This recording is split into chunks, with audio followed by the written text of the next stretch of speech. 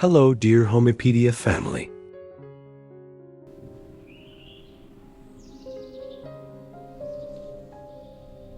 We have been led to believe that light and airy is the ultimate objective of domestic architecture, a doctrine that has resulted in millions of homes feeling like temporary, sterile clinics rather than sanctuaries.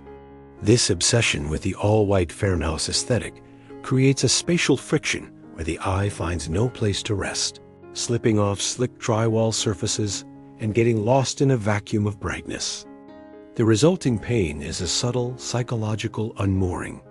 The home feels weightless, disposable, and devoid of history. We reject this. We posit that true comfort is found not in the absence of shadow, but in its embrace in the darker, heavier gravity of Spanish design principles.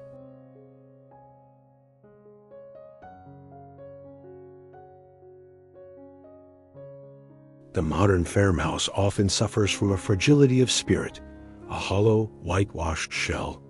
To resolve this, we pivot toward the brooding gravity of the hacienda.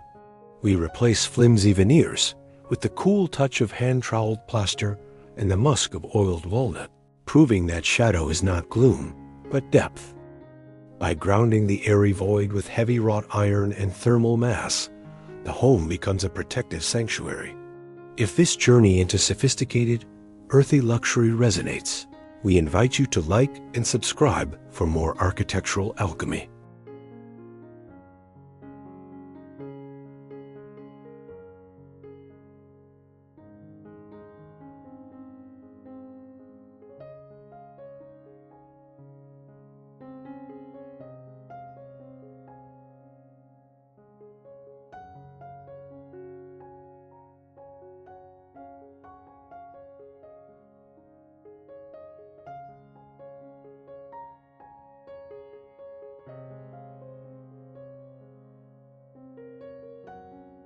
The first problem we encounter in standard construction is the tyranny of flat drywall, which renders a room feeling paper-thin and temporary. This lack of texture agitates the senses, creating an acoustic and visual flatness that screams new build. We resolve this by applying hand-troweled natural lime plaster to every vertical surface. The unseen hero here is the micro-texture. As light rakes across the wall, it catches thousands of imperfections, creating a living surface that changes with the sun, instantly aging the space by a century.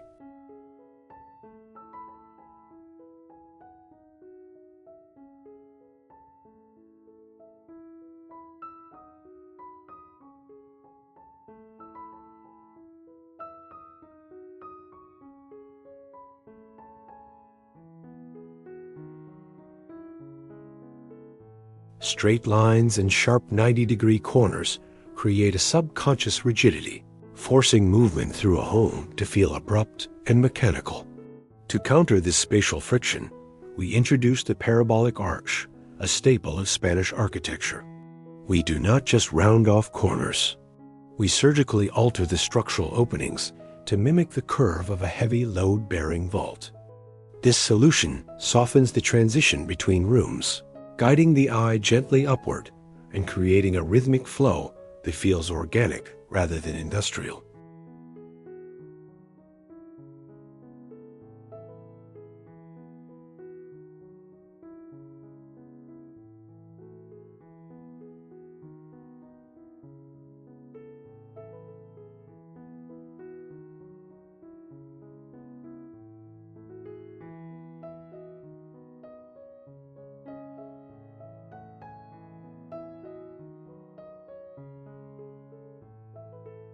Flooring often represents the largest missed opportunity, with standard engineered oak feeling too lightweight and detached from the earth.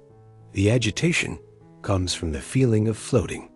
A home without a heavy floor feels ungrounded. We solve this by installing authentic saltillo tile or poured microcement in warm, earthen tones. This atmospheric pivot brings the temperature of the color palette down, literally grounding the occupant and providing a cool, tactile surface that demands to be walked on barefoot.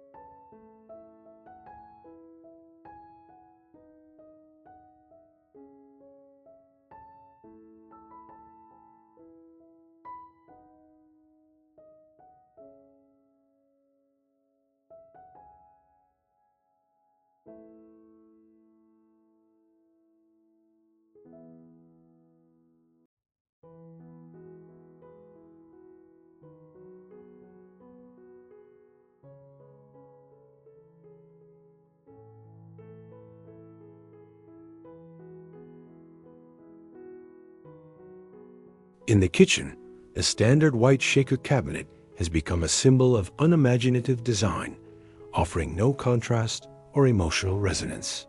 We replace this sterile uniformity with smoked oak cabinetry or dark walnut, stained to reveal the deepest grain patterns.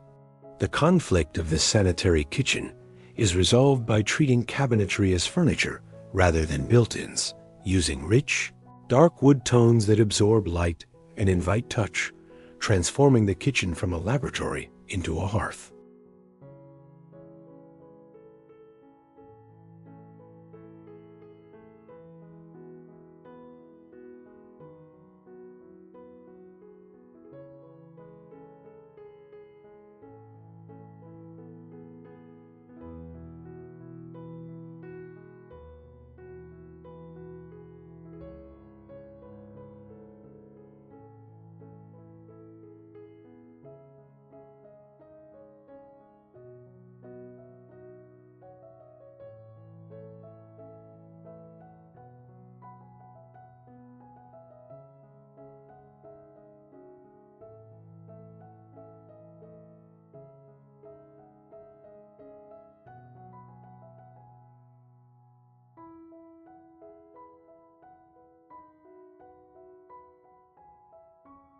Ceilings in modern farmhouses are often ignored planes of white gypsum, which traps the gaze and lowers the perceived volume of the room. This wasted potential creates a sense of compression. We intervene by exposing or adding reclaimed timber vigas and beams, stained in a dark espresso hue. This structural honesty forces the eye upward, adding a vertical dimension and a sense of protective weight overhead, reminiscent of historic Spanish estates.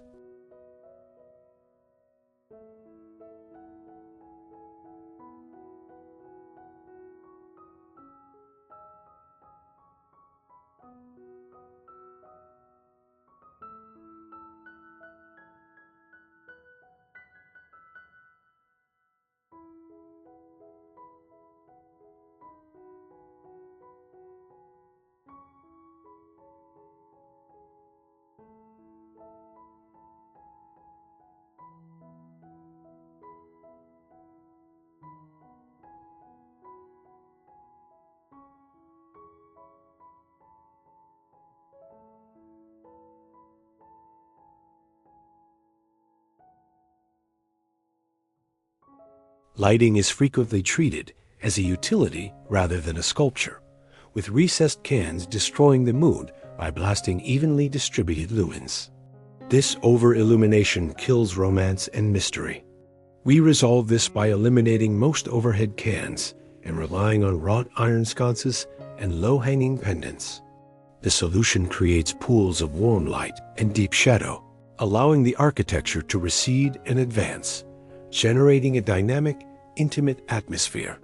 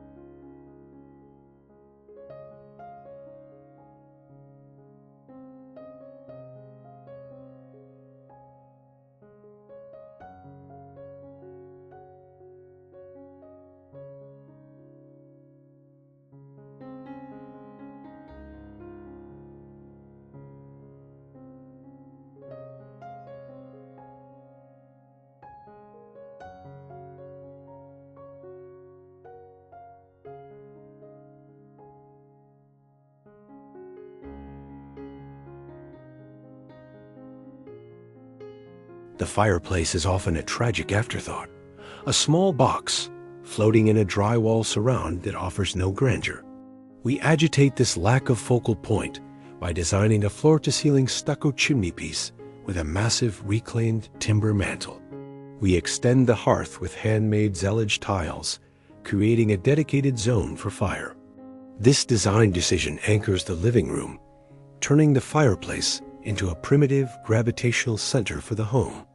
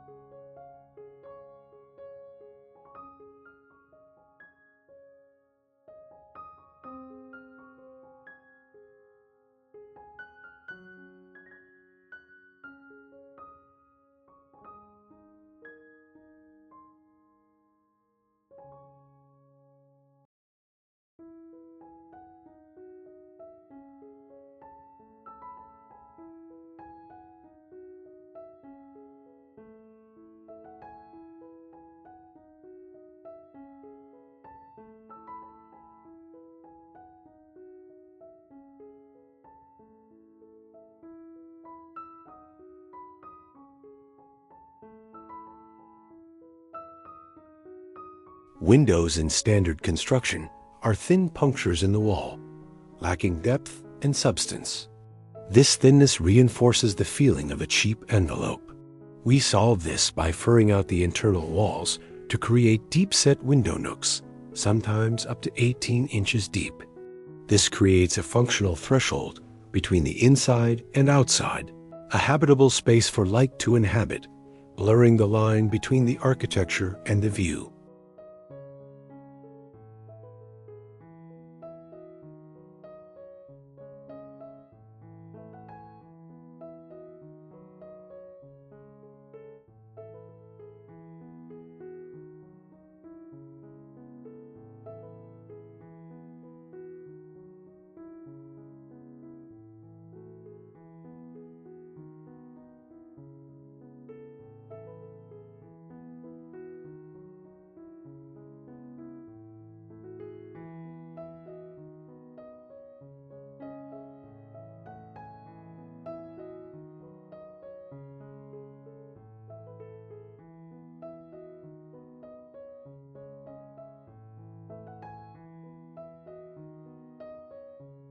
Hardware is the jewelry of the home, yet chrome or brushed nickel often feels cold and modern, clashing with organic textures. We resolve this aesthetic conflict by specifying unlacquered brass or blackened steel. These living finishes will patina over time, darkening where they are touched most. This decision accepts the passage of time as a design element, ensuring the home grows more beautiful as it ages.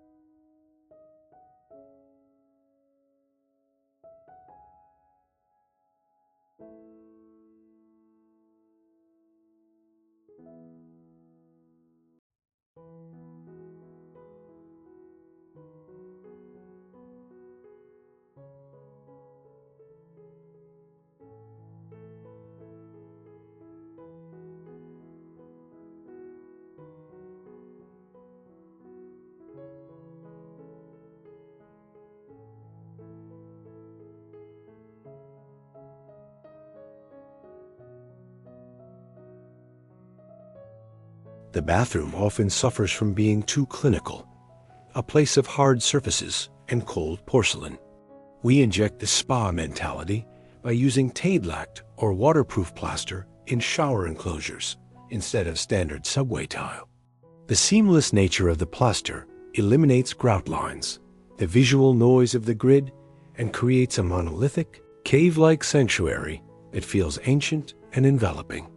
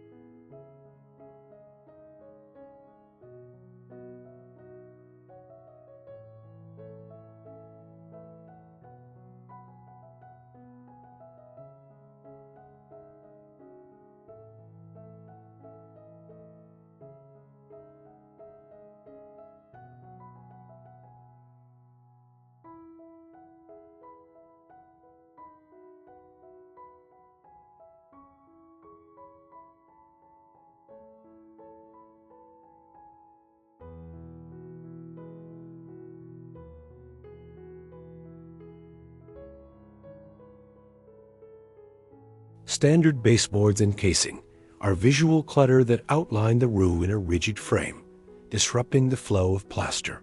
We remove this friction by opting for a flush base or a kerf detail where the wall hovers slightly above the floor.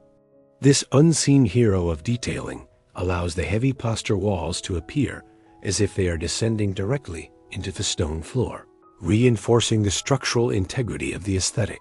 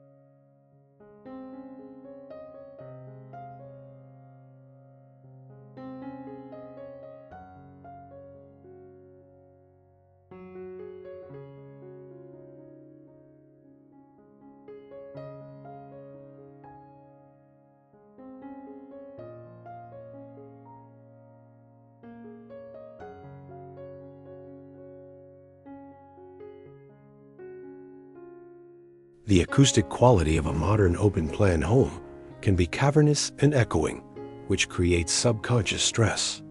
We address this invisible pain point by layering heavy textiles, wool rugs, velvet drapery, and tapestry. However, the architectural solution is the use of wood ceilings and irregular plaster walls, which naturally diffuse sound. We design for the ear as much as the eye, ensuring the home sounds quiet and solid.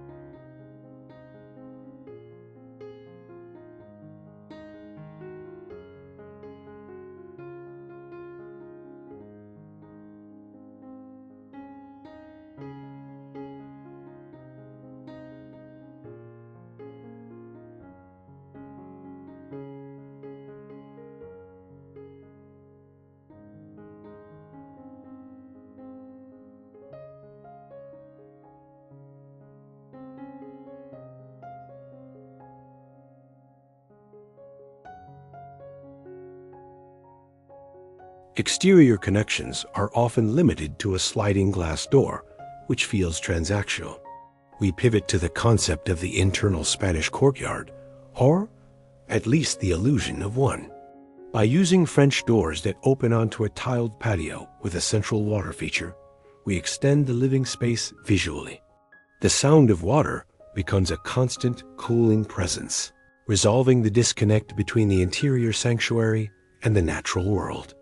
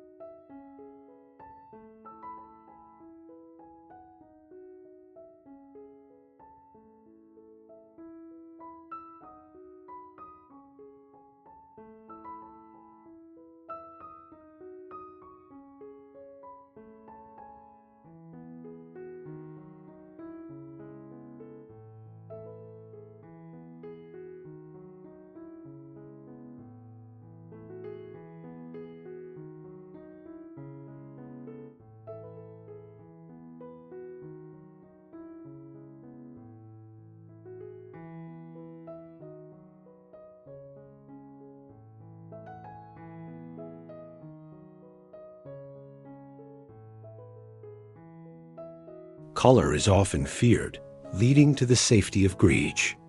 We challenge this fear by painting intimate spaces like powder rooms or studies in deep, saturated hues, charcoal, forest green, or oxblood.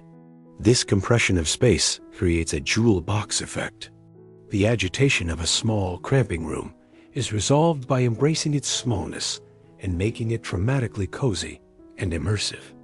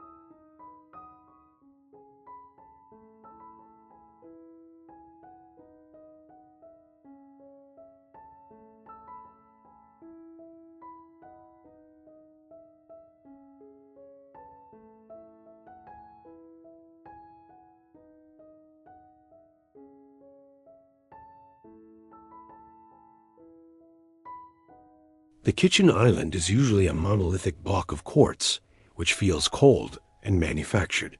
We introduce an organic counterbalance by designing the island as a piece of furniture with open shelving or using a butcher block top on a portion of it.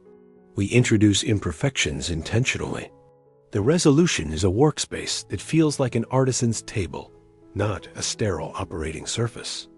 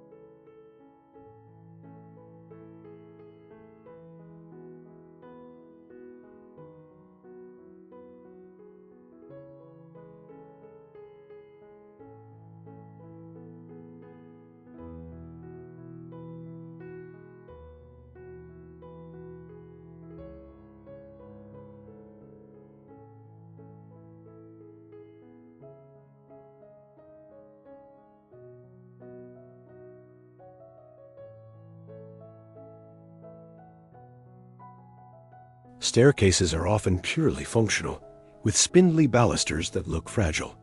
We replace these with solid plaster half walls or heavy wrought iron railings with a hammered finish. The conflict of vertical movement feeling precarious is resolved by grounding the staircase in mass. It becomes a sculptural ribbon of plaster winding through the house, rather than a wooden ladder.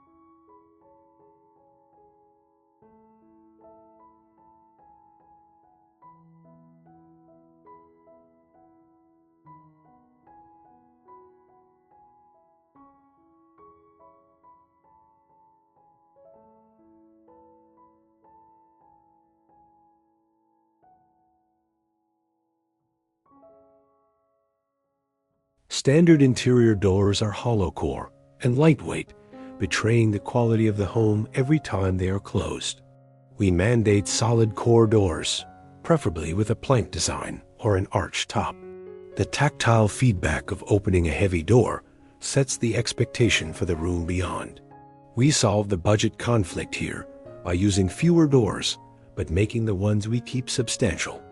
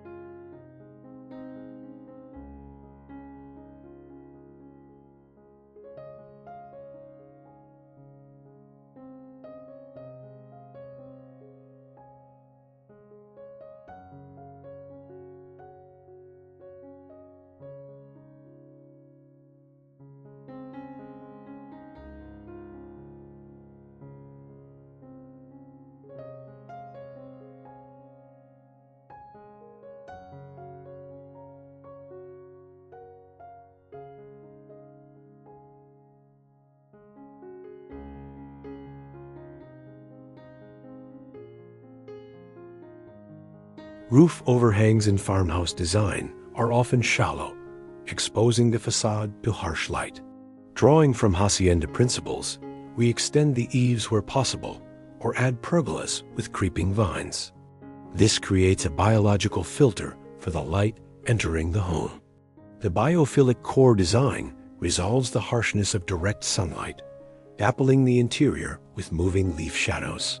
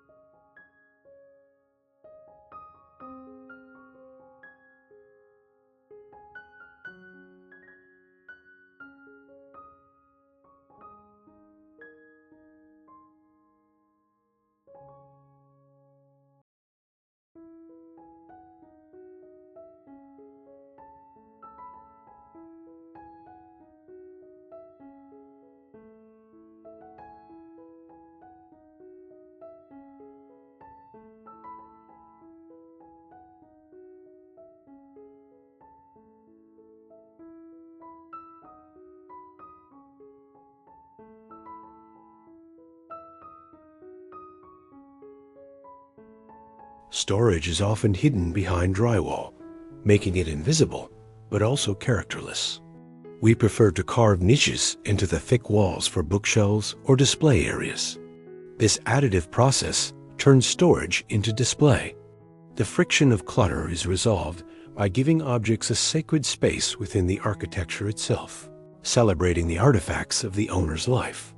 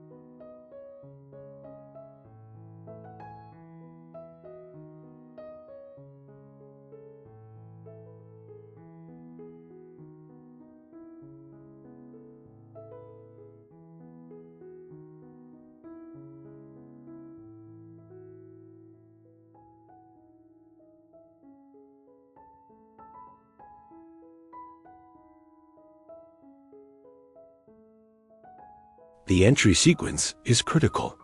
Stepping directly into a living room feels abrupt and exposed. We strive to create a saguan or vestibule, a transition zone with a lower ceiling and darker materials.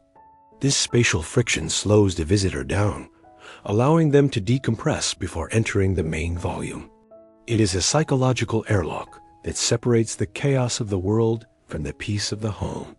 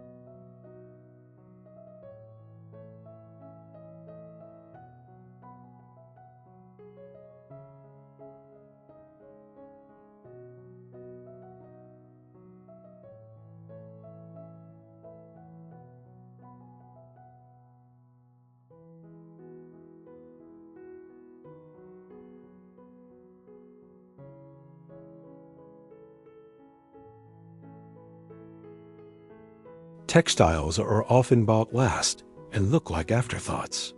We integrate them early, selecting vintage rugs that dictate the color palette of the rooms.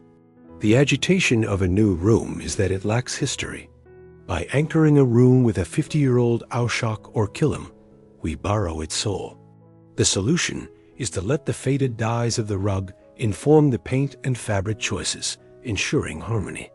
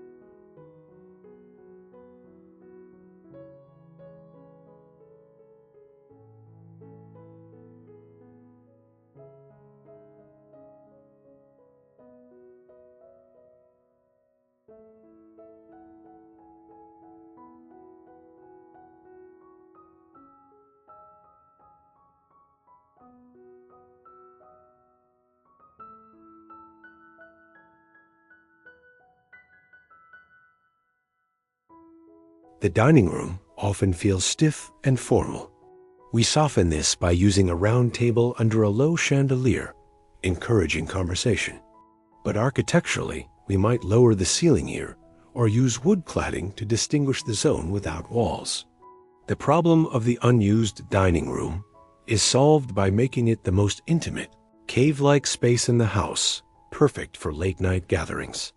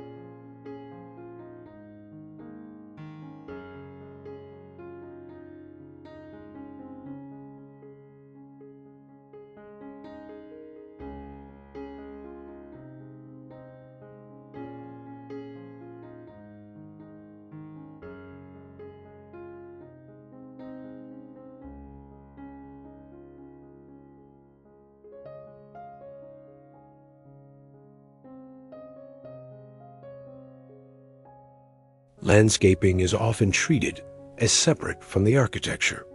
We bring the Hacienda garden up to the glass, planting rosemary, lavender, and olive trees close to the windows. The scent of cedar rain and herbs should penetrate the house when windows are open. We resolve the barrier between in and out by ensuring the sensory experience of the garden reaches the interior envelope.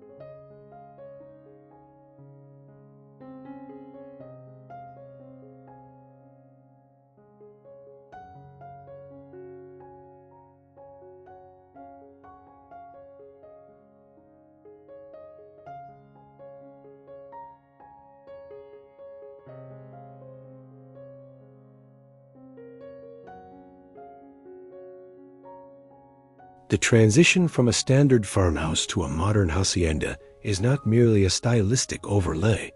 It is a fundamental shift in how a home dictates behavior.